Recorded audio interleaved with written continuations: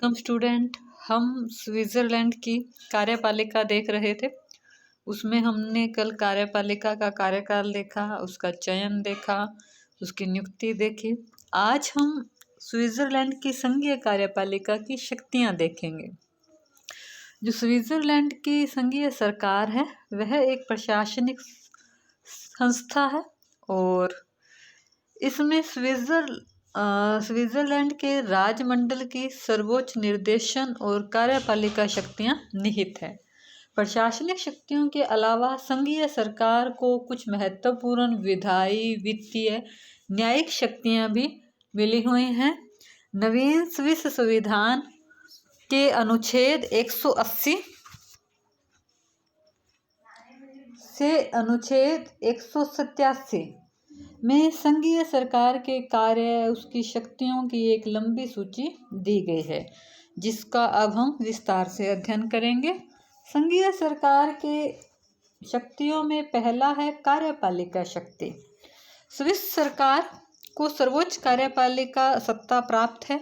उसकी कार्यपालिका शक्तियों में है सरकारी नीतियों का निर्धारण, जनता का सरकार से संबंध, सरकार की कौन सी नीतियां होंगी, क्या योजनाएं होगी, उसका निर्धारण है वो कार्यपालिका के द्वारा ही किया जाता है। शासन व्यवस्था का संचालन संघीय सरकार संघीय विधियों, आदेशों के अनुसार समस्त राजमंडल में प्रशासन को नियंत्रित करती है।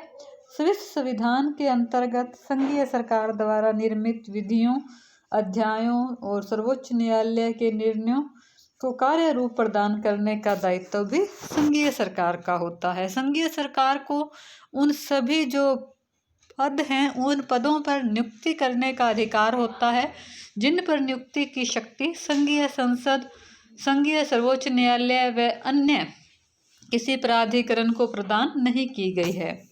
अन्य में अब नेक्स्ट शक्ति है विदेशिक संबंधों का संचालन।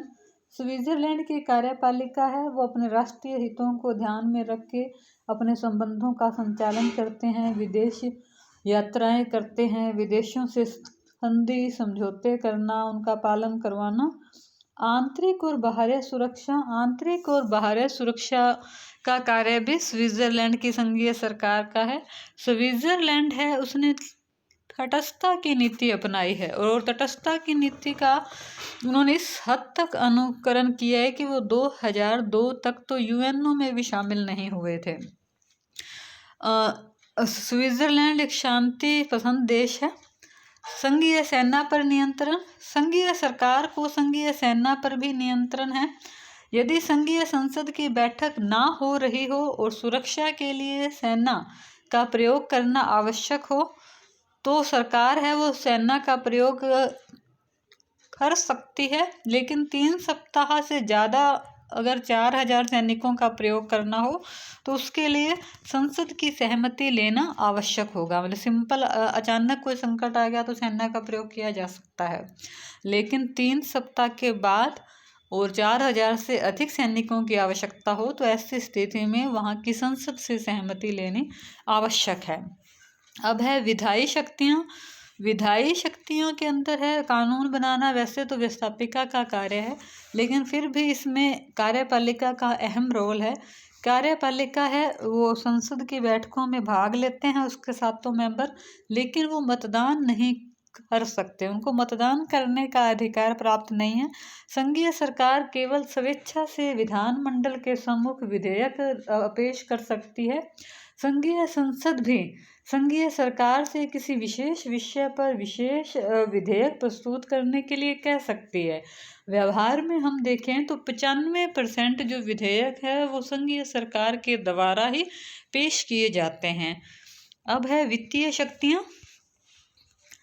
स्विट्ज़रलैंड का जो बजट है, जो भी उनके आय के सोर्स हैं, आय व्यय के सोर्स हैं, संबंध उसका जो रूपरेखा है वो संघीय सरकार के द्वारा तैयार की जाती है और वित्तीय प्रशासन का संचालन भी उन्हीं के द्वारा किया जाता है।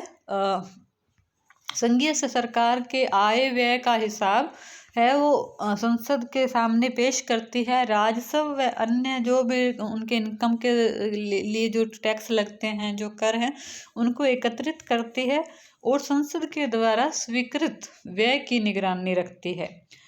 राज्य मंडल और कैंटोनों के बीच संबंधों का संचालन। संविधान के अनुच्छेद 186 में कहा गया है कि संघीय सरकार राज्य मंडल और कैंटोनों के बीच संबंधों का संचालन करेगी।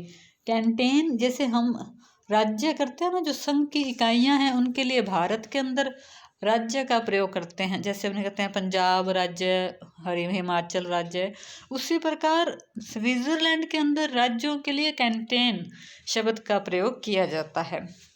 और राज्य मंडल पूरे स्विट्जरलैंड के लिए प्रयोग हो रहा है। जैसे अपने देश कहते हैं, तो वो मतलब केंद्र सरकार और राज्य सरकारों के बीच संबंधों का संचालन करने में भी अहम भूमिका निभाती है।